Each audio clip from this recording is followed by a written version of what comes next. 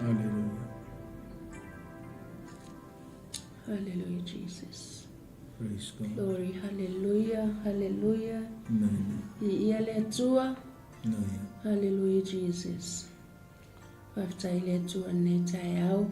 Amen. Ia whapena ona toi amatalia foi ia le au aunanga. Yes, amen. Ale le tatou porkalame o le whangangana o le malo ISARAELU.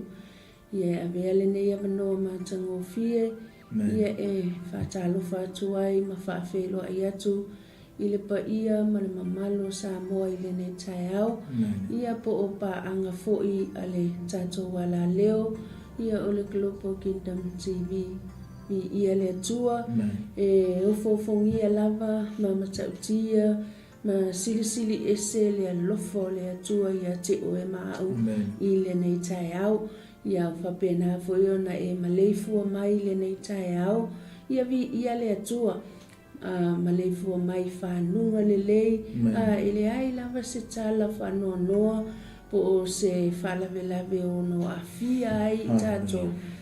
O le mea lea tātou te pati ai le alofa ma le anga le lei o le atua. Awa ana le se anoa le atua. Ia tātou te lea ulia mai. Ia le aso lona whale nei o le nei masina. Masina lona se fulu o le nei tausanga. Ia evi ia ai le atua. E whapena ona whamalo fo ia te oe. Le pa anga le tātou porkalame ia po o pa anga fo ia po le ainga le Global Kingdom TV le nei tai au. Ia malo le folau. Hallelujah. O lo o whapena ona tātou folau whaatasi ma le atua. E ui lava e na e ma leifua mai le aso ma le aso. E iai lava lu i tau. E iai whawhita uli. O le nei soifuanga o lo tātou iai. Ai whawhetai le atua. Awa iai le atua mai tātou. Ai tango e whamua le atua i lo waso. Peo iai nei tai au. Te maleifua mai loa. Tu u lo waso lulu i le atua. E anga le le atua ma fesoasoani mai. Le nei tai au ia malo le tau. Malo le ono sai, malo le whaamalosi. O le anganga o le atua, o lo whapena o na whaamalosia i tātou. I le tele o taimi. Au tātou iai i le neiva i tau foi o le soifuanga. Ua e whapea nei lava o ia. Hallelujah. Ua e se lava ia me tutupu mai i so tātou atunu i sa moa. Ia o le nei tu o le lalolangi. Ua matua i lulu wina i le atua mea uma. Hallelujah. Ai o le upua le atua. Mai ia whaia ea i lunga o to ulu. Hallelujah. Evi ia i le atua. Langona lava le whamoa lalo le loto nei tai au. Mo o whaftai atu i le atua i le porkalame wa mai atu foi. Na auna ia pasta mag ia whapea foi le sunga toi ina ia le atinu malo fo. Ia le atua o Yesu o le papa. Ia manuia lava le loto nei tai au i le upua le atua. Whapena ona whanongolongo ai foi. O le vai taimi le nei ma le soifuanga nei wa tātou iai o vai taimi muli. E mana o mia ai se tangata e toa le loto. Hallelujah. E tau sa o lava le whiaua le atua wa tātou i loa e le o toi whaingo o fie. Mea uma lava luma tua au tafa wa matua i ngā lua e mai ai le ali o laulangi. Ai whai mai le upua le atua. Auange i kau o le kākou whaalongolongo. Hallelujah. Ia tātou ngata whanongolongo ma ia e ana i le upo le atua mawhai. Hallelujah. Ia e ia le atua nei tai au. Apena fo se tala e amatamatai po ia le mapur kalame le nei tai au e ma ua matama. Ia o to auna i le por kalame po le o nanga whangana malo ISARAELU. Ia e whatalofa atu i wo mainga e mai se foi o e masani. ia ngatai lea o sunga I whawhiangainga mo tō whatua, o ta mama tina matua, ia whatalofa atu fo I le pule o le tato wala leo, sunga ia Pastor Mike Malfatua, ia Sarah male no fualo, whatalofa atu fo I le tamal malo, ia le tunu u nei tai awi, ia le atua, whatalofa atu fo I sio maua e kalesia nisi fo yo mai moa mai le nei tai au, tono fale ainga, tono fale mai, tono mauta malawa, tono fale whainga luenga, tono lauta vale, au e mai moa mai e mawaina mai ai au nanga nei tai au, ia e whatalofa atu, ma whaafeloa I atu, ia te oe I le suafa mamalu, le suafa silisili, le suafa mawalunga, le suafa o Yesu Keriso. Hallelujah. Ia ngona lava nei tai au, le fia ma le oli, ia ona ua whapena ona toi saunia le atua le nei avanoa. Hallelujah, wa o le tāua ia o le mea nei o le avanoa. A whai o le tātou te maua se avanoa, e whai e se ngā luenga mō le atua. Hallelujah. Au e te toi nofo. Hallelujah, a ia whapena ona ngā lue, o le ngā luenga sili a le e whai mai e Yesu Keriso. Hallelujah, ia te oe maa o tātou te oe whai. Alu e tau Yesu Keriso I se tasi. Tono lo whai ngā luenga, tono lo whai ainga. Hallelujah, tono o whea lava o whapena au pe o le shopping center ngai kia le whelo whakau. Kam whai e alu e tau Yesu, tau Yesu. Ia whaola inga fo si tangata awa o te tonu fo I nei tai au, o le mafuanga fo na o le nei ala leo, e whapena o na tala ina I le upu le tua, whaaso ina I fo I nisi fo I o whapena o na fo mai fo I lunga o le nei ala leo. Hallelujah, e leo se eskengi, ai o le fina ngalo le tua, wai ai lava se meo lo whapena, o na fina ngalo ai le atua e whaamanuia ia te oe. Hallelujah, I le nei tai au. I o le whatalofa na ma le whaafeloa I le nei tai au. Ia te oe lea, te mafuta mai le nei tai au. Ia le atua. Ai e le tuina atu le au na le atua nei tai au. Mo sansaunoanga ia o le whapena ona o taitaina. Ia matuina atu fo I le atua, ia le angataina o le au nanga I le nei tai au. Hallelujah. Glory, hallelujah, Jesus. E sili, e se lava o e lo mātou atua. Mai le vavau, e o le whavavau, e tu mau lava o e le suia. O le atua e whapena ona, fia ma oli ai o mātou loto e whawhawina pēr lo mātou mālosi. Whaftai ta mai lo walofa, whaftai lo wangalelei, tai lau whamalo longa, whaftai au whamani yanga ia te mātou, I le aso ma le aso. O mātou o mai le nei tai au, mātou vaaya, le susulu mātango fia o avele la, o le tausani o manuilunga o fungo la au, ale ngata I lea o le lanu mea mata, mai o la au lo mātou atua, o le maleifu fia mai o lau whanau le nei tai au. O whaai loa mai ai oe lo mātou atua. I ngā luenga mamana o a au lo mātou atua. Mātou vi ia lava oe le nei tai au, a wai te tau mono mea le vi inga ia te oe. Talo ta mai le nei tai au, a mafuta mai le a inga o le Global Kingdom TV le nei tai au, ia iai lo wanga le lei, nisi foi o mafuta mai I to tono fale mai lo mātou atua, whapena ona whawhetai ai o mātou loto le nei tai au, ona o lau whamalolonga, I o mātou fia e tau, ua mātou malolo, ua mātou malolo, ona o whaalava Yesu, le atua iai lo wanga le lei, lo ainga o ai foi, o le a mafuta mai le nei tai au, iai se mea o manao an. Hallelujah, e whaia lava e oe lo mātou atua. tauina ia mātou fia ia te oe, ona e fua ina leo mea umai mana o ai o mātou loto.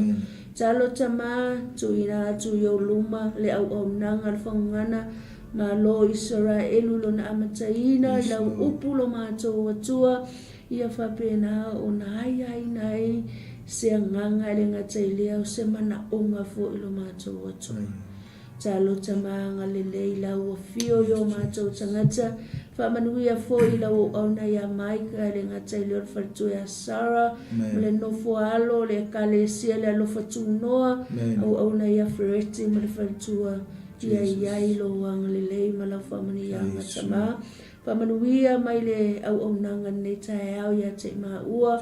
Te mana o mia lava o ia nganga pa ia i le nei tae au wale whaasoa i nau lau upuro mātou atua. O a mea uma mātou te mana na wai, mātou te tuuina atu ia te oele nei tae au. O ai foi e fōu mai lungo le nei ala leo, ia anga le lei nganga pa ia whasosoani i le loto lea tangata, ia whapena una manuia i lau upu i le nei tae au. Haleluia, talo foi manatua lo nuo ISARAELU. Haleluia, le ngata leo so mātou watu nuo Samoa. Tu e whao le nei lalo langi lo mātou watua. Talo mo lau whao la tanga lo mātou watua. Anga leila ua fio, whamangalo ni o mātou whale tonu i le nei tae au. I le suafo Yesu. Amene. Haleluia. Ia nā tu loile. O nā le tua nei tae au. Ia mo sana saunanga. Ia mare. Tātou mta upu. Ia nei tae au. Haleluia. Ia le tua nei tae au. Aftai le li i le wano toi maua. Tātou te mafutai. Ia ai. Aftai atu fo i paanga tātou wala leo uma na 𝚟𝚑𝚙𝚎𝚘 ai whaftai tele lava i sunga i whawhengainga mwharitua e mai se fo i o le au te talo ia ma paanga masani ar tātou ala leo nei o le Global Kingdom TV whaftai tele le sunga i ne whaife au ia Pastor Mike marwharitua ia mai se fo i o le sunga i whawhengainga ia freti marwharitua ia tise mai se fo i o le kane sia nei tai fo i mātua teitai o tamam tina teitai o le kalesia le Assembly of God ia i aile tua tai fo i uso au na uma lava ma whaletua ia le ngata i New Zealand nei ia o Samoa fo ia Australia o Hawaii ma Amerika ia maso se atu nuu ia ia tātou tama whanau ia ai me se fo i o tupu ma tamali'i ia o le loa e so Samoa ia e vi ia le atua ia ine nei tae au whaftai tene na vai lau te talo o lo mana tua i pea ia le au whainga aluenga ia o tō whinga le atua e le vala wina le atua e 5 ia me se fo i o tātou wala leo whaftai fo i sia maa ua e kalesia ia le Prince of Peace e o chi mangele ia i a inga teitasia e me se o lau whainga aluenga mai lato uma e foi nisio le kale si o lo fa tautolia i maota ngase i mai o tino ia le ngate o kilani a mese foi o miro moa ia ai ia te tonunga o lo soifua pe le tua o le tua fa malo lo mai ia e fa pena ona pa iato pa iane pa ifo le fa malo lo mana ale li o Yesu i le mena te iai i lungo lo moenga ia mese foi o lo tino ai te tonu e lo fa tua fa metare tu spa ia e sili atu le manosio le Yesu nai te tonu oe ia nai lo manosio le o fero wa i fafo e fo isi taimi o Sofia i tato i mai ia ono fina ngalo le tua se faisa u malo longa ia mai au ngalo nga fai mo tiu te fai e fo isi taimi o Sofia i tato i mai ia ono ngalo nga ale poliuli ia masatani mana au e fo disi taimi mo o tato i mai ia ono tato le fai tete lava e le mo ar poto mle te mai ate oi mau e tausi e tato soifua malo lo ina ia ai o le titalo i le tua nei tai au le amatamataina o le tato porkala me ia hanga le atu le tua ia te oi fai foi tono mauta ia ma tono lawa fale ia ro ia fo ile fai fe awa nei kalesia ia pa ia tu ia fa malolonga le le tono fale po no mauta mai se foi o tabam tina ma tu o malava male nei tai au ai le e tai me ma te sauni e fai tau tu spa ia tu singa we lunga ta screen so ina ida FAUGAGANA o le malo ISARAELU o le mua na fai ngā tupu se funga le lima fi FAUGAGANA le mta upu atoa fai mua o fai pelu se funga le iva ai o ngā e wha maungi e la tala le la fai atu whaftai le atua i Porokalame uma me se foi o le Porokalame ia le awauna le atua ia sunga pasta maike me se foto ina ia na tinu ia le fatoa mai atu a o le neiva yaso mai da songa fua ma le so lua ia na tarano ina de macho a unto spa ia le tala le a Yesu ke biso male fa ola tanga Yesu male lotu male kale sia ai ele la ngona fa pe ia cha wa tonu ya ngai ia o ia le tala le la fa ia tu ile nei chai mer cha Porokalame o le taimi nei wa tele me pe ona fa ia tu tina tele me tupu ile la rolangi ma e lau tana sa fai fa pe po tara tu na po le san fai fa pe o mafia fia me fa foatu o le kalesia me o le langa me tupu au me fa fo se ion o le ngai yo ir feeling mana au mafia fia ile ne me ta o le a miulenga e lau tana na fai fa pe o le taimi ngai ale fai tete tai o le lotu ma le fai tete ia matongi fai fe au ma au fai ngā ruenga tono le lotu wa maka ngā i mai le mafia fia le tono lotu pe ale fai tete o ngai ele o tala fa pe le se umata tu wole ia i le tala le ia FAUGAGANA le malo ISARAELU e mana o mia le taimi ngai ni tai fa le nganga mana mia ni tai fa le nganga e tai ia le lafu ma moia le atua lamo le lotu o le me fa le nganga. Church is a spiritual thing and we need spiritual leader and we need spiritual leadership in our churches and also in our families ma me tatou te iai me se lava o te tono le a inga ma tono le lotu e mana o mia o martina e teita ia le whanau i le me ta o le whaaleanganga e mana o mia fo i ma tongi i au e teita ia tangata lotu i le whaaleanganga e mana o mia fo i la tangata lotu e muri mai le teita inga whaaleanganga nanga o le winganga o le ta avela utala i tua ile amatanga la vor ma Porokalame me ale lenga manga o ile tua ya kopo e suilo ngo ya Israelu wa mangkore lo winga ngo ya kopo ile e Peru o le fa pipi mai a tu il sesi tu wa tele ona winga e ile upusa mole ta o le sotanga o le tele la o mafutanga ile taimi le ainga ma le lotu foi o tele o me o fa pipi atu i mea le lotu fa pipi atu i mea Yesu o tau fa pipi atu i mea le malo o tele me o le lalolangi ni nei a fai e fafo fai fo i tatou o le ngaka i ngā o le sotanga man tua le sotanga le o le auso ke le o mea o fa ave lave le sotanga fa ave lave le relationship i me le no winga lo tala me ta o tonu o le so tanga foi le ainga tonu me fa le nganga wa mai fa le ainga fa i me fa le nganga tara no mo na i vaenga le i le va la vo ma u i le fa le ainga ale fa tete ma u e o mai ar me fa i ma u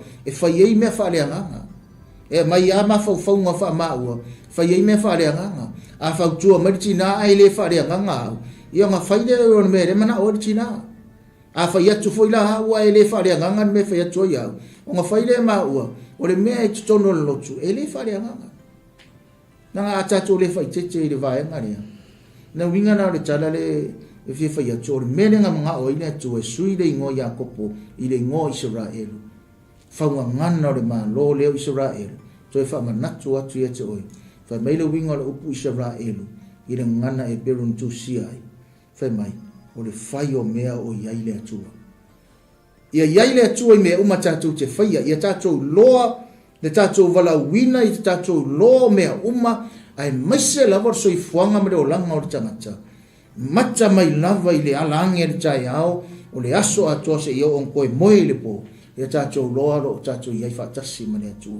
Ia iai le atua iau fufuanga, ia le atua iau porkalame, ia iai le atua i lo waso, ia iai le atua i lo ngaruenga, ia iai le atua i lo walauina, ia iai le atua i mea uma o lua tonu e whai, ia iai le atua, whawhenga iai le atua, kako ka kalo i le atua, whesili i le atua, tau wala au atu i le atua, mauti no hai tari mai le atua, tu i mauti no hai tatala mai le atua, o le atu, e mauti no ai fo ina mai ele atu mera nga do ke koe fia fa manatu ia tātou nei tai au e o fo ia maua ia iai le atu i fufuanga fai ia iai le atu i mea umala mera nga manga o ile atu e lona nu o Israel ia iai nena na sahu ne tara no ni ta upu nei tai au tusi ngana mo mono fo inga tupu nta upu sifuma le lima ana fa tau wina le tina le fo mo e o fo po fa mo mo e mua e fai poe wha. Mua no fai ngā tupu e surma lima fai mua e o fai poe wha. Thank you, Jesus. Ua fai fo i e tābita, whale mōna i le ai o tābita. Ma ua saunia le mea mo le atola au le atua. Ua fai a fo i le whale i e mo le atola au. Ona fai atu ai le o tābita. E le tatau ona ave e nisi le atola au le atua. Ua nā o salevi. Awa ua filifilia i la atou e le ali. E ave le atola au le atua. Ma au auna ia te ia e whaavavau.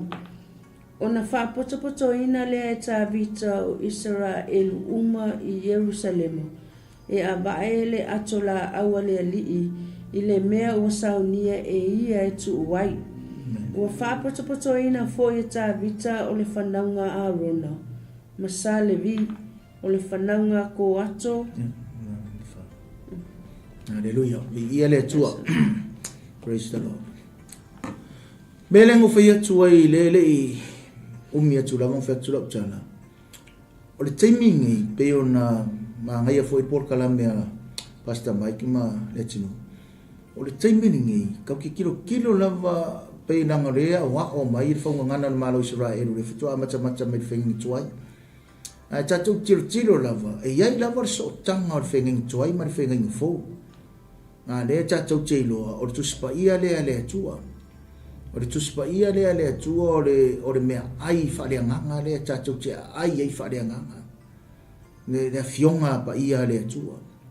A le winga rau tala le tau whai atu le nei le ufai tau le fionga pa ia le tua. Wa tatou whai tau matoe vavai ai. Ile o tāwita o tupu Israelu. Kei milea. Mankongo whaku whau atolu tāwita whakua o Yerusalema. O longo whau unga muri na longo whau o Yerusalema. Whai matupu o Yerusalema. Mare tupu leo Israelu atua. A leo whai meritara tuspa ia. Nena se toi whai tau tina whai mua.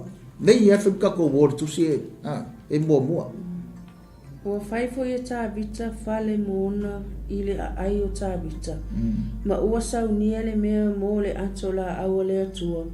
Ua whaia fo i le whale i e mō le atola au. Whaia tābita le whale mō ia. Ua saunia tābita le mea tu waile atola au o le whale i e tu waile atola au le atua. Lea me ka umai i a tātou. Lea se awa onga mo o e maa umai tātou. Leo to e ta umai le atola aua le atua. O whee i le atola aua le atua. Pe o lenga ba o o mai taimi o tua na i atu. O lai de whale o le tangata ingoia o peta e toma. Ai fōlinga mai o leo to e maa fau le taitai. I le atola aua le whea ngainga ma le atua. O le atola aua le atua. E toi a ami le atola aua le atua. E toi a mai le atola aua le atua. Ma ua sao ngia le mea tu wai le atola aua le atua. O i kau ki kilo i mga ko wawa i whaunga ngana o le malo Israelu.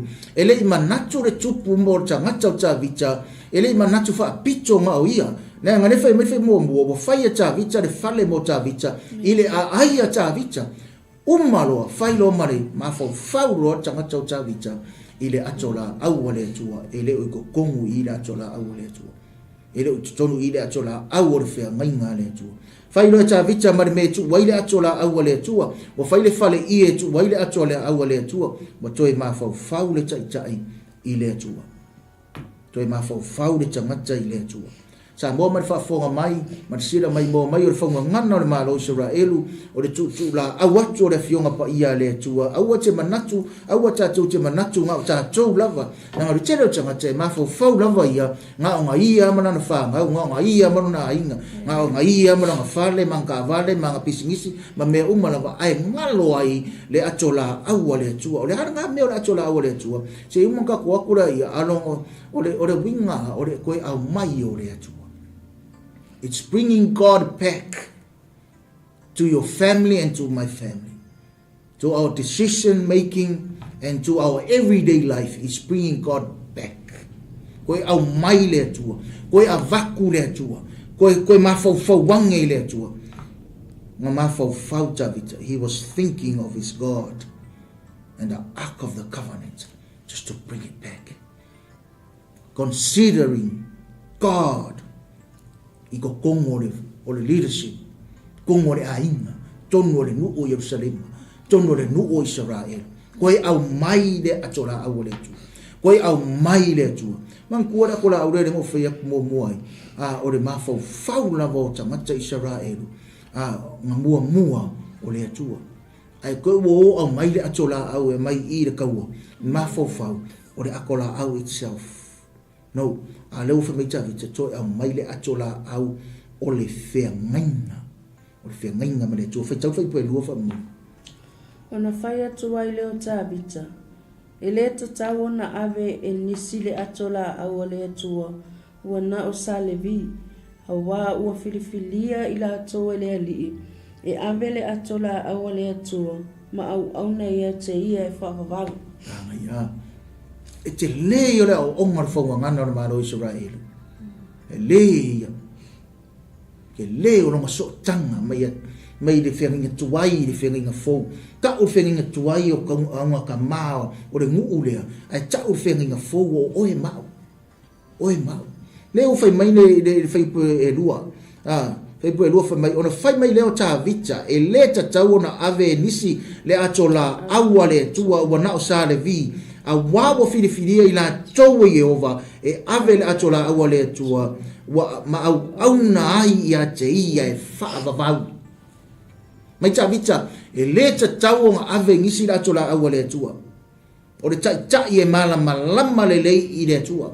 Malama lelei i finangano le tua. Malama lelei i filifilinga ma tō finga le tua. Lea fe mai ngao sa le vi.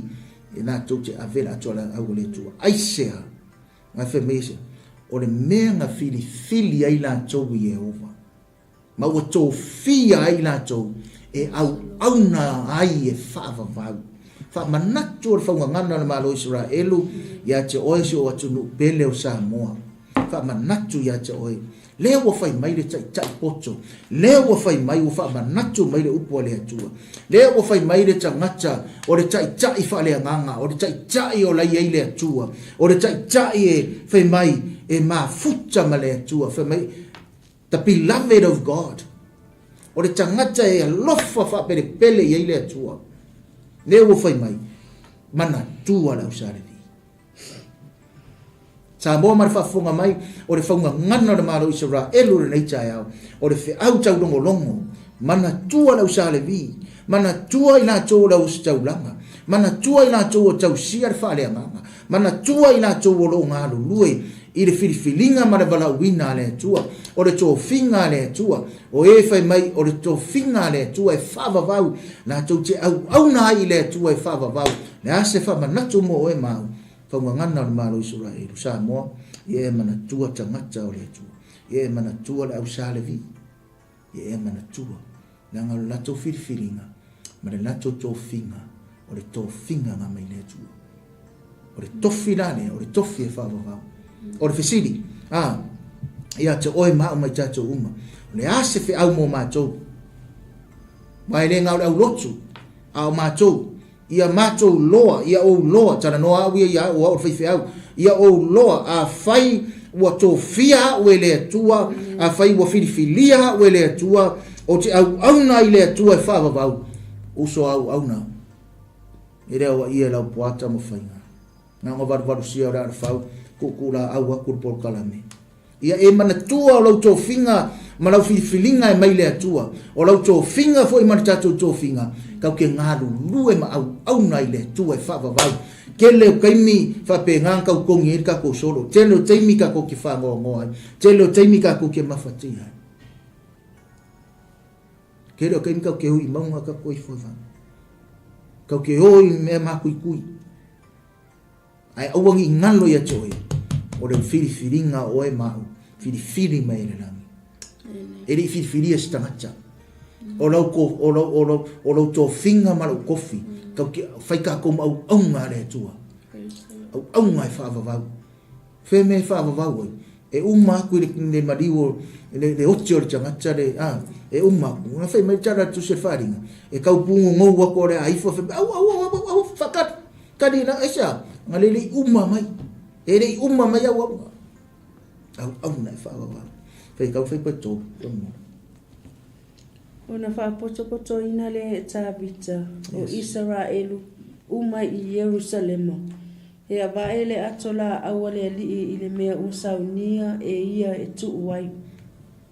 Fai pue fa. Ua fa poto ina foi tabita o le fananga a Rona Salevi. Fa poto ina. Hallelujah. Uma longa ma fau le tsa I fa le nganga. Uma noanga sa ngoa tsa I fa le nganga. Toi fa manatu mai tsa o tsa vita. To finga le tua. Le au sare vio la ustaulanga o le fitaulanga. Ma le atola au le tua. O to finga ma vai nga le tua. A amiro tsa vita le no. Ami tsa vita le no fa poto tsa vita le no. Fa poto mai ei le fai upunga e fa u fa poto ina fo e tsa vita o le fananga a Rona Masalevi. Le fananga a Rona Masalevi fa poto no fa poto Masalevi. O le tsa I fa le ngama. O le tsa e le poto mai le tua. A spiritual leader has wisdom from God. E le poto o le tua. E le poto po le ata mai le tua. Fa poto le no. O le feaure o le whaungangana o le malo ISARAELU. Tai fai feau po le au whaitaulanga o le au whailoto. Ai manga o mia foi o tangata o le no. Kei mi le fai se ekalesia. O tangata o le no. Ako mai ke minge o ka ngaka o le ekalesia. Ka ngaka o le ekalesia. Le wei sa le vi ra longa ma le au levi. Pa poko ma le ngu. Nara winga o le mea. Ai loa le chai. I fai feau pe loa fai feau wa ko mai ke minge tono le whare nganga. Tonu na vare ekalesia o lo ere o au na le atua. E chai a koe sa le vida o au na le atua. Ai loa on fa poko mai le wha ngau whare nganga. Fa poko mai le ekalesia.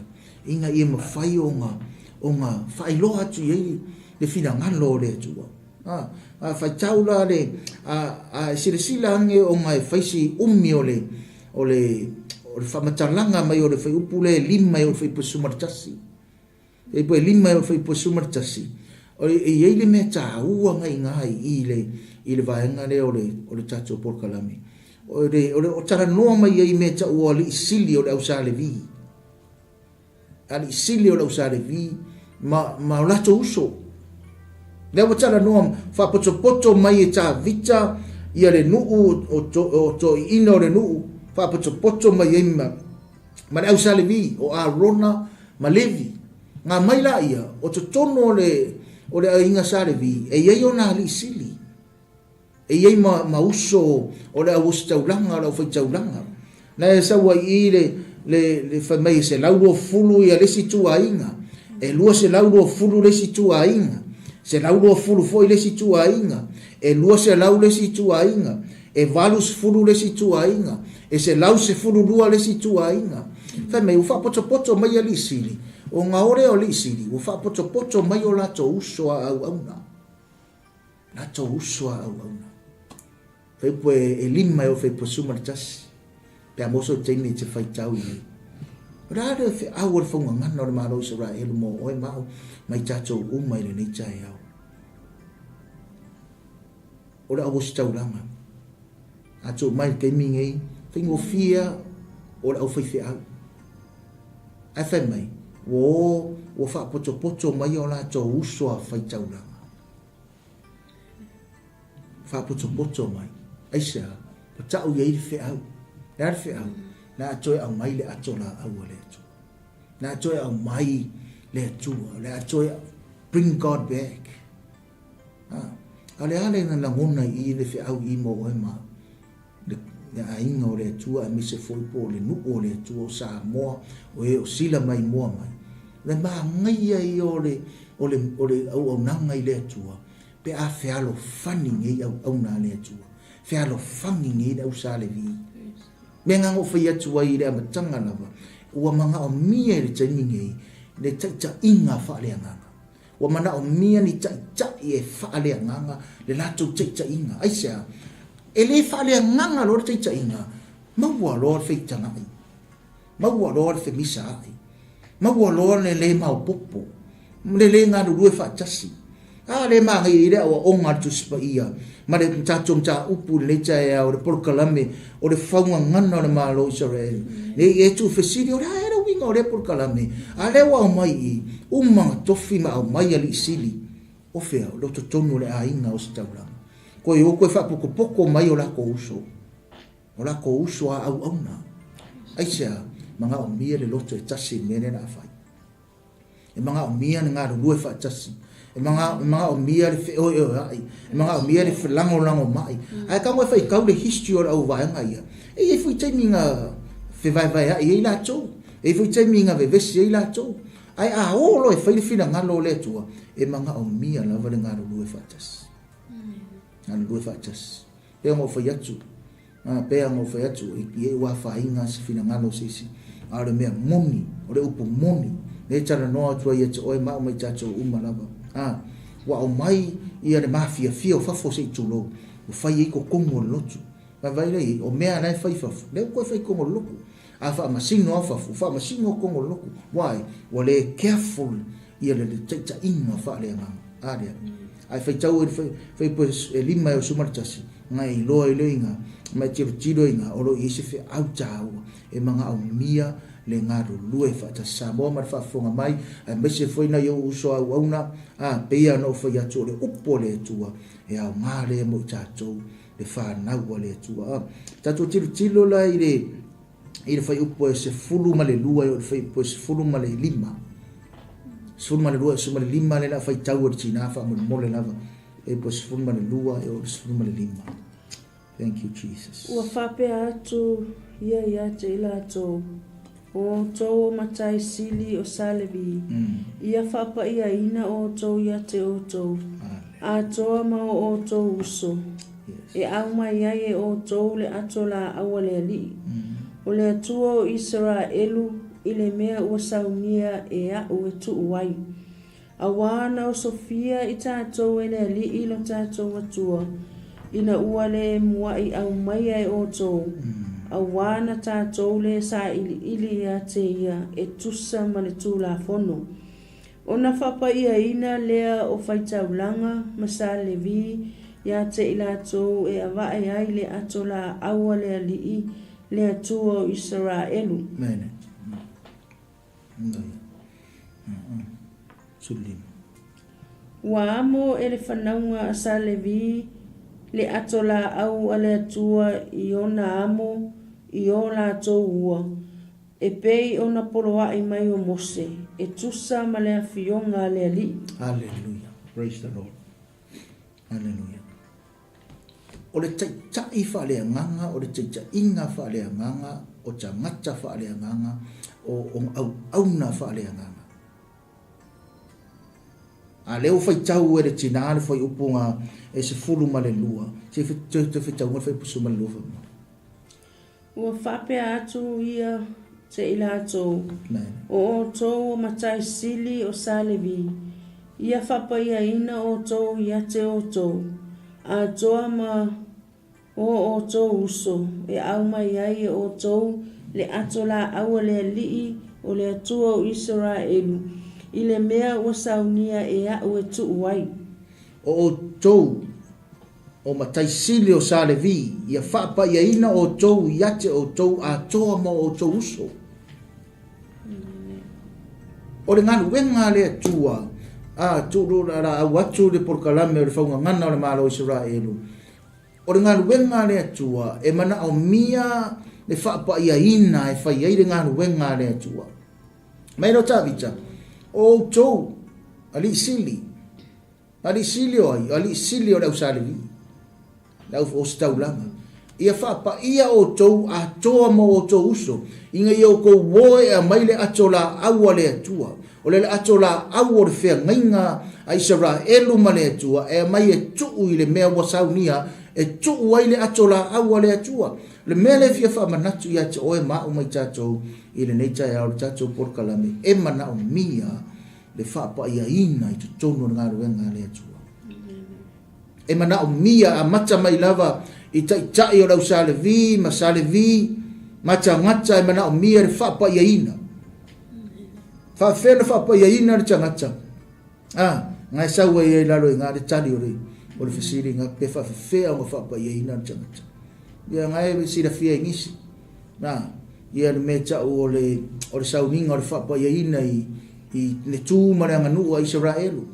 E whao ngāri suau, o ngisi mea uma, whao ngāri suau, kasi ar mene nau, alu atu ai, e whao ngāri suau, o mai ngi keimi, o le ata o le suau, o le ata o le angang pa ia o le atua, e whao ngā, ia le suau, kau ke manga o mia, ia le suau o le whao unga le angang pa ia o le atua, e wha pa ia ina ai i tātou. Na whai tau tina le si whai upunga so, me whai pasuto. Awa nau Sofia i tātou e le ali ino tātou atua. Ina ua le mua i au mai e o tō. Awa na tātou le sa ili e te ia e tusa ma le tūla whono. Wale au mai le atola au le atua, wale sa ili ai e tusa ma le tūla whono. Na mene e mana o mia e le nuu o Isaraelu. O le atola au o le whea ngainga le atua. O le sa ili le atua. Ma le tauso le tūla whono le atua. Wa ese le mewa wa ave ila atola au le atua. Mo le sa ili ai le atola au le atua. Ako mai sisi mea wa le sa ili tamata i le atua. Aisea wa ola sori kura whono. Nenkala ngoa ngia so ma pasta mai ki ma le tamai ane tini. Ola sori tūla whono. O le si. Wa ma sangi ar sori tūla whono. Peia se mea fua le sori tūla whono. Peia se mea fua le whaingo le angsala. O le si e alua e pese ala e whai ale kupua pe ku whaimai. Le si da e alua e tapuai. Le si da e alua. O isi ufa malosi. O isi e la unga mai au la e whai ale sori tūla whono. E ke wha pēr mai. E ke reo koe whai au mea. A reo kwhea koe o aero warun mori mumu. Kako on mori mumu. So kura whono mea. E o ai lo wika i resi o sor kura whongor mea ngā. Nā uraua kua uma, o kele o mea kau ki mawhau i sor kura whono mea ngā salo o me ke kele. Au ka mai mea i kau ke whaia. Sor kura whongor mea ngā. Nā neu whai mai i. Wale au maia le atola au le atua. Wale sa ili i le atua. Wale tausia le tula whono. Tula whono. Ka me istu stala bore au mai le atola au osia. Ongo bore e su e msa ili mai le atola au. Ma bore tausi tula whono. Am whaingo uwhape atu. I loto atu i rona i tūwha le amanga. Bore au mai le atola au le atua isa. Wale sa ili tangata i le atua. Wale ola tusa ma tula whono le atua. Nga au mai e ola i le nuu o le atua. Se whika urisi whai uwhabara mo le sofa. Ona whapa ia ina lea o whaitaulanga masalevi ia te ila tō e awa e ai le ato la aua lea lii lea tua o Isaraelu. Pea mo whaiatu e mana o mia le ola whapa ia ina ima whai o ni tātou ngālu lue ai i le ngālu wenga a lea tua. Tau mai i le ato la aua lea tua, tō mai le tātou vai taimi o le ngālu wenga a lea tua. E mana o mia le ola whapa ia ina. Ola whapa ia ina. Whawhea na ola whapa ia ina, le la whaitau le tinani si fwoi upa. Wa amo ele whanaunga sa le vi le ato la aua lea tua i ona amo. I ola tōua. E pe ona poloa i mai o Mose e tusa ma le afionga le li. Tusa ma le afionga le li. Wa amo e sa le vi le ato la aua le atua i ola tōua. Fa pe ona poloa i mai ai Mose. Ele i umai ngāri fwoi upu. E tusa ma le afionga le li. Fa fefea fa pa ia inga o kako wolanga. Ia masangi i tātou te talo ana pongi. Mari fai tau o tuspa ia. Ia marisa ili le atua. Lewa o mai i. O i kau kei loa ai. Tasi rea vaenga i whapa ia ina i leo langa o tangata. O leo langa o tangata e au na i le atua. Ma ona usi ta i le atua. Ona e le ngata i whai upu lava ia. Lea, e le ngata o le tūra whono a Mose. E whai mai e tusa ma le fionga le li. O le sira me e whapa ia ina i no so i fua ma tātou wola. O le kako wola usi ka i le fionga le li. Simple is this. It's just obey. Obey the word of God. Whawhenka ko whakingore upo le atua. Whawhenka ko whakingore usi ta i le atua. O le kako muri lea i whatonunga le atua. Ma kako whaia whatonunga le atua. Nanga rutele o lesi tangata. Langa ke loa lava le whinga ngalo le atua. La e alu lava e whai lava longa whinga ngalo. Whai lava longa loto. Ma tu ure o whinga ngalo le atua. Ai whai le loto le tangata. Instead o le titalo a Yesu nga whai. Whai mai. Ia whai alo whina ngalo e au alo loto.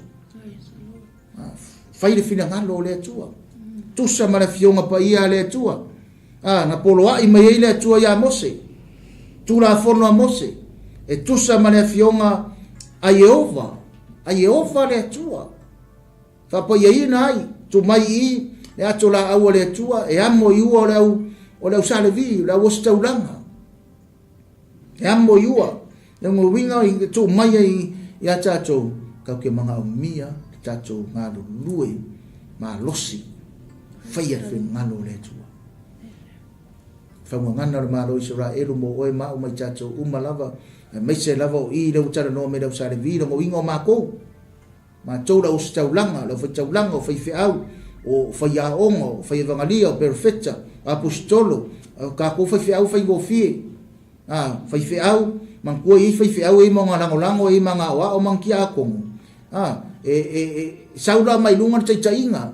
E sosoangi ei whaiwheau langolango ma awa o mankia akongo. E amore nangane whai mai, o ali isili, senior pastors, and their brothers.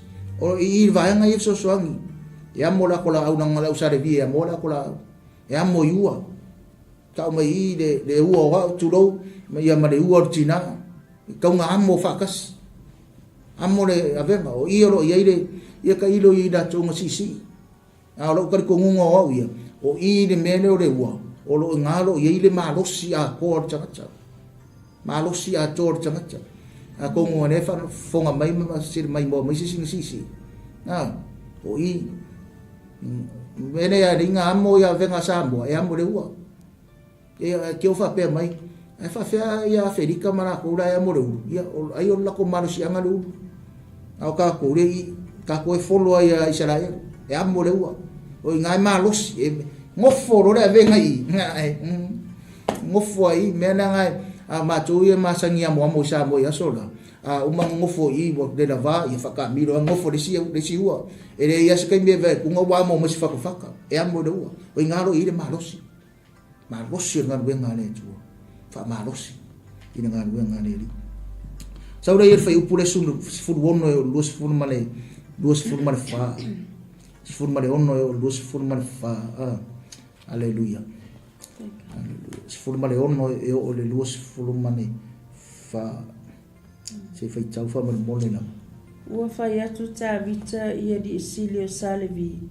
Ia la tau tofi ni o la tau uso. E usua pese i la au pese.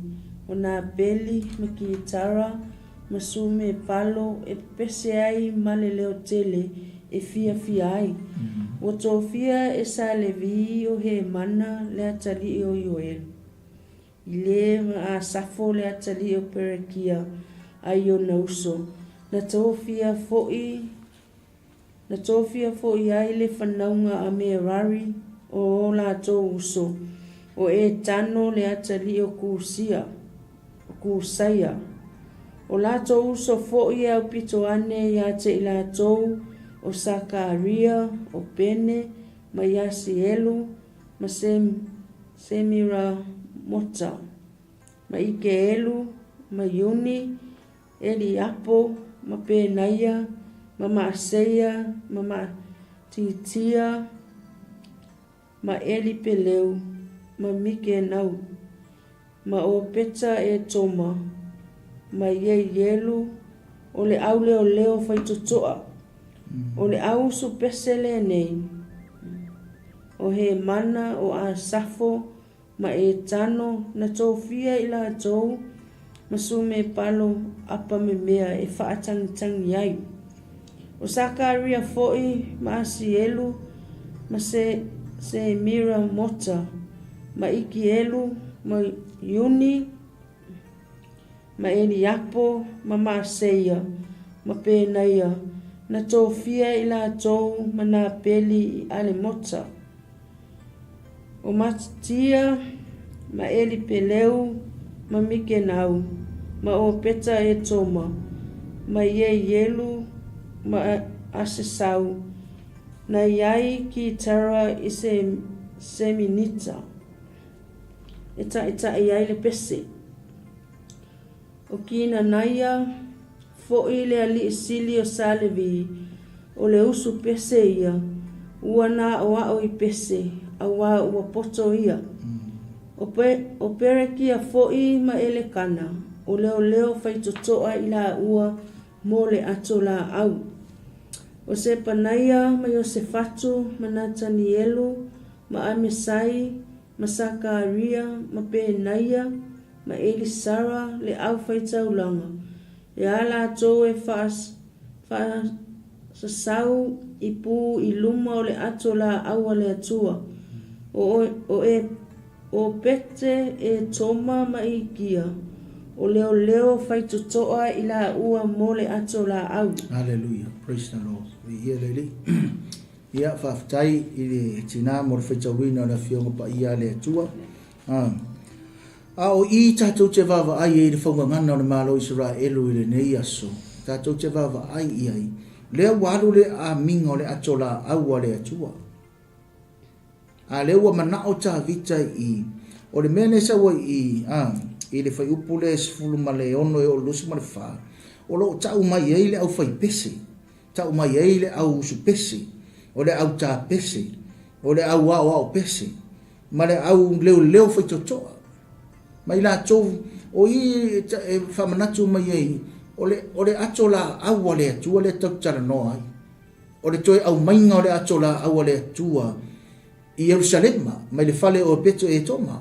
Ne wa amina tola awale atua o le ngānu wenga le atua o le atua a le o manga o le tupu le bo tai o tavita o le tai e fa le atua nan tai inga e fa le nganga nan tai inga le ma sani le tavita me ta o le faivi inga i le atua sa mo ma fa fonga ma sira mai mo mai fa ngana na MALO ISARAELU o le autu tau longo ma tu la awatu ya to o le le tai au o le ngaru wenga le atua, o i kau kei loa ai, e manga o mia ai, no tato ngaru lue fatasi, vai tanga tau mai ang fai tau watu tina, o manga o fai tau inga ia e loa ma tato loa, a mo fose o taimi o ngai fai tau le iai, o to finga le atua, i le ngaru wenga le atua, o la tau e ili pu o kaki kala, ngā peli o sume palo e whapengaonga ngā lulue pe pese o le au whai pese o le au su pese o le au tā la au whai mai o le tangata e poto e o pese mai la tau e ili pu i luma o le ato la au o la tau whai mai e fia ai ma wa iai le ngā ruenga le atua wa au mai le ato la au le atua wa whai vi inga i le atua le ngata inga koe kau mai amana au leo whai totoa au leo whai totoa e leo ina whai totoa le menga au mai ele ato la au le atua au i e wha manatu mai ai ato o e mao mai tato uma e nei whai vaenga o le polkala me vatu si wha malo ma si wha fitai ia te ila tau o pese o pe pese i au whai pese o usu pese o tā ia la au me whai eivi inga o le atua ai toi wha manatu atu ia te oe maa ua mese lava i la tō o whai a pese, o whai a vi inga, whai le atua, whai mea umongo le atua, e mga o mia foi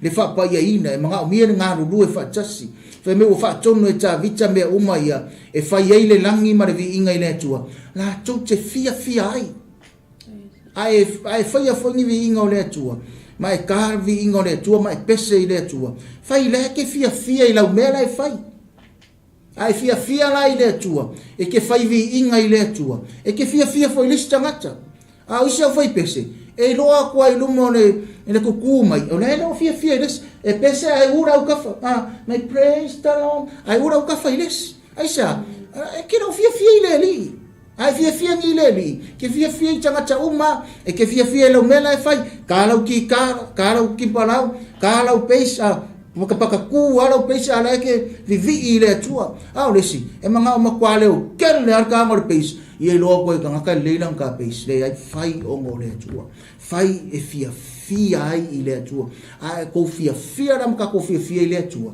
e ke lo foi fia skanga ke lo foi fia ke lo ona lo kai e ke lo ona le skanga ke lo respect ia isi tangata o isi e lo ko ai luma na wo bo ku yor ka pes bo fer kano fai inga ia vi ia ile tua ore vi inga ave ile tua fai upura lua lima o lua iva fa mai ne por kala me ne chai au fai upura lua lima e o ile lua iva haleluya Ua atu tā vita mato ino Isaraelu. Ma li o taito afe. E au maile ato la au re fia ngainga le ali. Ma le fia na le fale o pete e toma. Na fiso soani le atua isa levi. E na ave le ato la au re fia ngainga le ali. O na lato o sielea o le taulanga. O povi poa e fitu. Mamamu e poa e fitu. Ua ofu tā vita i le ofu i e vavai. O salevi uma foi o e na avele atola au ma e pepese. Ma ki na nia o le usu pese sili i e pepese. Sa ofu tā vita i le e fota i e vavai. Ua amae e Isaraelu umale atola au o le whea ngainga le li. Ma le alalanga. Ma le leo le foa. Ma pu. Masume palo ua tā foina peli makitara. Ua o le atola au le whea ngainga le ali i le aia tā vita. Ona wa ai ifo lea me kala lea whawhine o saulo i le whamalama. Ua ilo atu le tupu tā vita o sa masiva. Ona ino lea o ia te ia i luna loto. Praise the name of Jesus. Hallelujah. Tai pue lusu malima. Le walu le amingo le atola au le atua. Ta mai o watu ta vita matoe ino Isaraelu ma li o taito afe. E au mai le atola au le fea ngainga iova ma le fia mai le fale o pete e toma. Mo ta vita ma li o Isaraelu ma li o taito afe. E au mai le atola au ale lii o le atola au o le whea ngainga a Yehova ma le fia moe au mai le atola au ale atua ma le fia Boy a ami le fina ngalo le tua male fia fia. Wa ami ngalu wenga le tua male fia fia. Na fai lo ya to oil fonga ngano le malo Israelu ni yao sa moa marsila mai moa mai. Ore ngalu wenga le tua e tau nga yai le fia fia.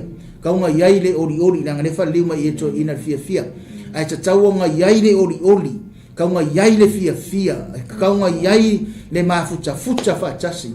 Ore ngā wenga le atua, ore atola aua le atua, ore atina ina o fina ngalo le atua. Kau ngā mawailo fia fia, mawailo fia fia. Mawailo kako ori, mawailo tato fire mu, mawailo kako ngā rurue wha tasi. Tau ngā mawa, lawa amina atola aua le atua. La e o mare fia fia. E maile atola aua le atua. A wha meile ore whai upo lua sifuru mare ono, si koe whai tau tina wha mare whai polusu mare ono. Na fesoasoani le atua i Salevi e na avele atola au le fianga le li. Ona la atou o sia le o le taulangu. Povi poa e fitu, mamamu e poa e fitu.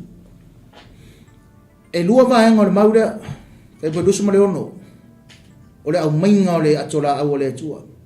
Fai mai ngā fesoasoani le atua i Salevi. I le au mainga o le atola au le fianga. Paenga lua, mai ona lato wosi le o le taulanga i le atua. I povi po ai fitu, ma moe po ai fitu. Me mua i le whaungangana na malo Israelu. Leo whainga luenga pa ia le atua. Whai mai e fesoasoani le atua i le au whainga luenga. Na fesoasoani le atua i le au Salevi. I fesoasoangia i le au mainga o le atola au. I le ngā whainga o le ngā luenga le atua. Se ma fai loia to elo uso au auna. Ai mese o le sunga I fa ngainga mfale tua. O tangata au auna I le tua. E fesoasoani le tua I lana tangata au auna. Fesoasoani le tua lana tangata vala uina. O lo ye fesoasoani le tua e fesoasoani ia te oe mao mai tato umalava. Au te popole au tato te popole se metasi. O lo soifua le tua fesoasoani te oe mao mai tato uma. Ai tato te maua foi le fesoasoani le tua. Pe tato toa anga tato te vala au I le tua. Me ngang fai mai e fai salamo lava le. E fa sama e o mata I mauma. E o mai e lo fesoasoani. O lo fesoasoani e mai ia Jehova le. Vaenga I lua I le maulea fai mai. Ona lato wosi leo le taulanga I le atua. I povi po ai fitu ma moe po ai fitu. Fai sike leo le vao fai upu lea I le vaenga moa ma le vaenga lo na lua le fai upu. I le fesoasoani le atua. Fesoasoani le atua, matali mai le atua, ma faa manuia le atua ia te oe. O le me faa manatu mai I le fai upu lea, fai mai awane I ngalo le tatou taulanga e sii. Taulanga sii, o le taulanga osi. O le taulanga faa fetai. O le taulanga o vi inga. E leo koe whaiaska kaulanga se povi ma se moe. O le tatou taulanga le iwai, o le taulanga o vi inga. Mea ngā whai mai e tu se salamo. Lima se fulu whai e luosu maritolu. O le whaia le vi inga ma taulanga, o le ava le ia tau. Ma leo o mawhau whauro nala. E whai lo atu e le atua, le whao la tanga ia tau. E leo o ala o oipo o ala o au. O ala o le atua. Leo o mawhau whau I ala o le atua. Fe mai o le whaia le vi inga ma taulanga. Nga whaia o ngata mai e whenga tuai le taulanga I le povi ma le mamoe. Ai whaia oe ma o le taulanga fe mai I le loto nuti momoia ma le loto batu I natu I le atua. O le whai le loto whaafitai. O le loto o le vivii. O le loto whai vi inga. O le loto e wha ne. O le loto e vatu ai le tapua inga I le atua. Whaia I le atua se mea ia te oe. Tari le atua me fesoasoani le atua ia te oe.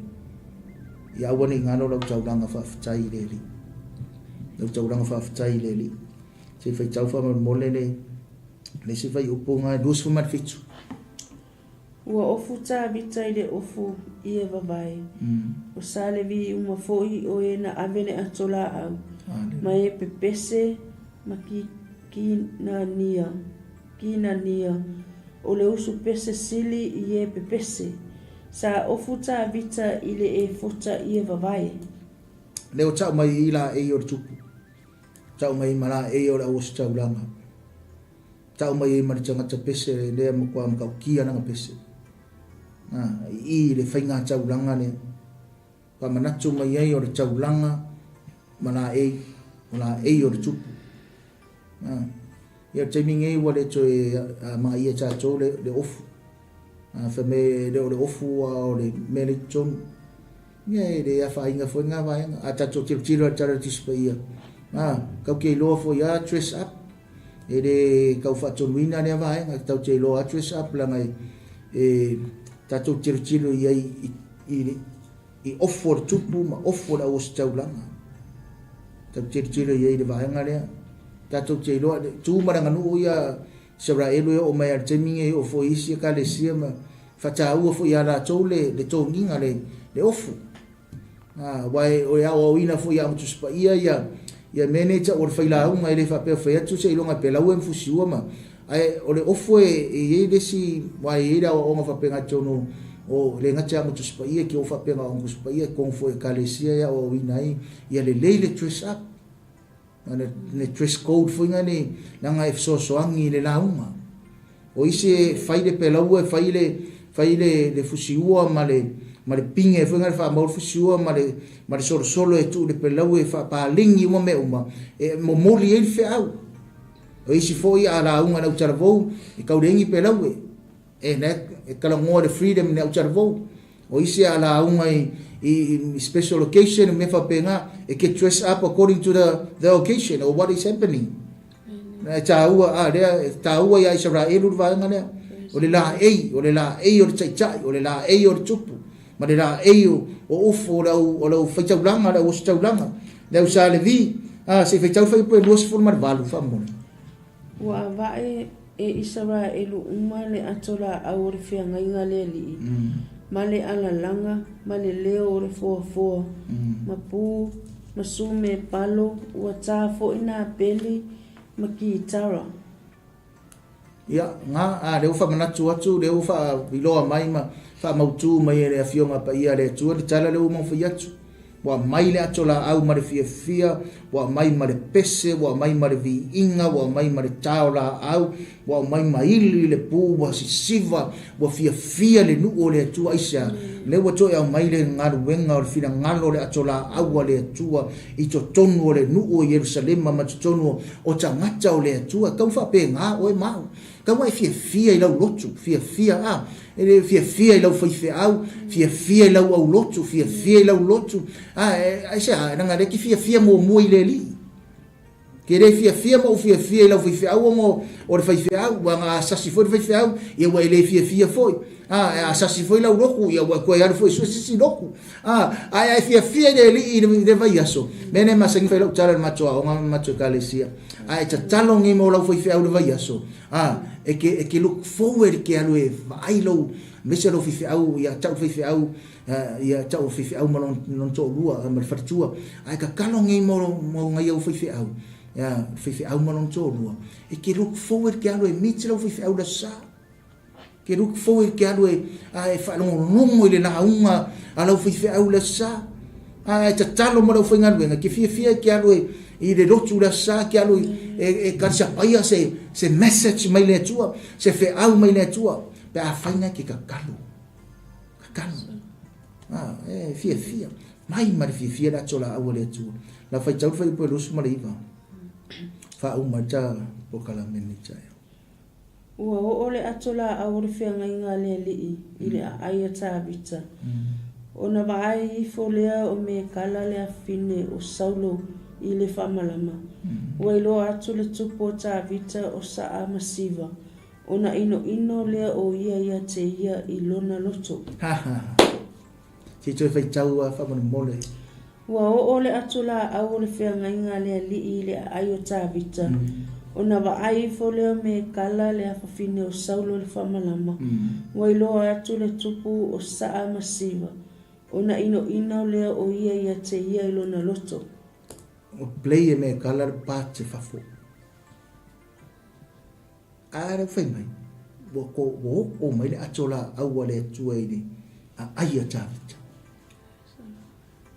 ko ke fai kaua ko mau va pera fa na ma ngai ngi se fai ngore o le tau ai koe fai kau o kwa le mau wo o mai da kola ai esen me wo o loko me kala o le fingo sau si koe fika unga fa man bole atina ua o le atola au o le feagaiga le alii i le aai o tavita ona vaai fo leo me kala le afafine o saulo i le faamalama ua iloa atu le tupu o tavita o 𝚟𝚑𝚙𝚢𝚑𝚝 ona inoino le o ia ia te ia i lona loto o mai le atola au le atua i le aai o tavita ai koe sau le maufa mai ona iloa akula ia e me kala le afino saulo o 𝚟𝚑𝚙𝚢𝚑𝚝 tavita o nga ingo ai lea o ia i lona loto o nga ua mafaufau me kala ia kavika malonga ma mafaufau me kala ia kavika himself a wale mafaufau i le atola au le koe au mai e fa pe ngale la ngona o isi sa moa male sira mai moa male fa fonga mai e fa ture nga ruenga e fa ture wo o mai le atola au le atola au o le fea ngainga le atua wa manatu la tangata wa manatu li tangata ai le manatu i le fea ngainga le atua wa le manatu li ko finga mar filifilinga le atua e fa tu atu le atola au ai oso le ingo yo a fesiri a wai me kala a wai saulo o ka ngaka o mu me kupu ai o mai ke me ngai e fa tu atu o de akola au wa vala au ma filifilia ele tua ai ingo i ka ngaka o a inga ka ngaka o mu o ngo wa ai me kala ya tavita ai le va ai ile tua e onga le fea ngainga. Fai ur por kalame fa pea. Ia te oe mao mai tato umalama. O le maa ngaia ia o tangata. Ai eise kaika inga fa le nganga i lona soifua malona ola. O le maa ngaia ia o se a inga. Ai eise taita inga fa le nganga i to tono le na inga. O le maa ngaia ia o se kalesia. Ai eise taita inga fa le nganga i to tono le ngā e kalesia. O le māngai e o se wha potopotonga o ni tangata Kirisiano. Pe a iai se taita inga wha le nganga i to tono le ngā wha potopotonga o tangata. Koe wha mangaku ia ki oe mao mai tato umalawa.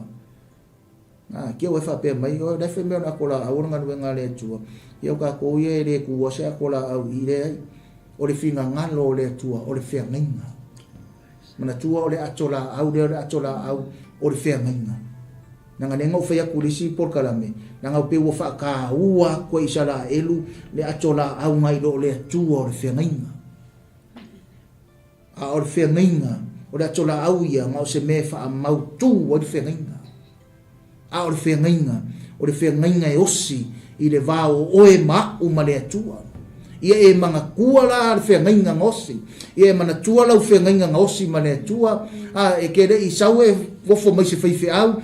Pe ofo mai ongo le au loku. Nga e ofo ongo le tua. Ia e mana tua lau taranga whai. Ia e mana tua. Toi wha mana tua tu ia to oe. Koe au mai le whinga ngalo le tua i to tono oe.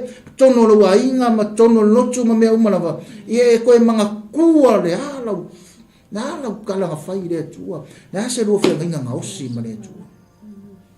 Ke mga au mia la. Te nganga pa i o le tua. Le whao unga ma le mana. Mai se o le wha pa ia ina. Tu mau i le pa ia. Nanga whe mei le tua ia pa ia o tau. Langa i pa ia le tua o le. Na vala au wina o tau. Ma tato umana wa. Be holy because God who calls us. It's a holy God. Or the holy God. Pa ia le tua. E mamana le tua. E sili sili ese le tua. Toi au mai fina ngalo le tua i tua. Father, we thank you so much. Thank you for your word. Thank you for your people. Whaftai tele mola upu, whaftai mo tangata. Tai le poka lame. Tai le ava noa le ala leo. Le avanoa le maota nei le atua. Maiso le avanoa so si tangata. Na wha avanoa no na taimi. Na wha avanoa i o na talinga. Wha longo i le upu. Wha avanoa no na loto le atua. Se i whapenao na o ma o i ma wha tonu. Ma wha poto i lau upu i le nei tai au. Mga lue le mua i le mana o lua nganga pa ia le atua. So e wha manatu mai e porokalame o le whaungangana o le malo Israel. Se i toi au mai a le atua o le whea ngainga lea. I to tonu o mātou tangata no mātou ai. E a mātou maua i le fia male oli oli. Mātou te tū maua i pēa e whaavanga. Whamanuia i le porokalame Nacho lava le ia iai lunga le porokalame. Mai se nisi o le amata mata i se taimi. Whamanuia lo watu nu o Samoa. Whamanuia le ia se o matu watu nu pele i Samoa. I ona tai ma ona tangata. Mai lato lava ia tele tangata i tali tonu. I le wheau o le TILAULELEI o le MALO Yesu. Tele tangata i tali tonu. Ia te oele tua. Malau whao la tanga. So Samoa ta ape i tu e fia nei lalangi. Whamanuia lau fi. Whamanuia lau nu ISARAELU. Whamanuia na misionare Samoa. Fine ia Ereline li ia meiso lau tatalo. Ile maunga o live whamanuia lau fita ia venisini matama whanau uma Samoa. O loo ngalu rua i tutono o lau nu. Whamanuia le ia le au papa ia mane aipa ia Jerusalem. Whamanuia o tangata nu o taitai o tangata o mau. Ma tangata siasi o tangata tatalo. Ma e foa i ma whamanuia lo nu. Whamanuia na mea whanga me tō. Ele ma o ngā sami. Whamanuia na leo nga le li. Whamanuia lo nu o Israelu. Manuia na atu nu nei o mātou au mau manu nofo ai. E meise le tua. E anga le lei mai lo mana le nei aso.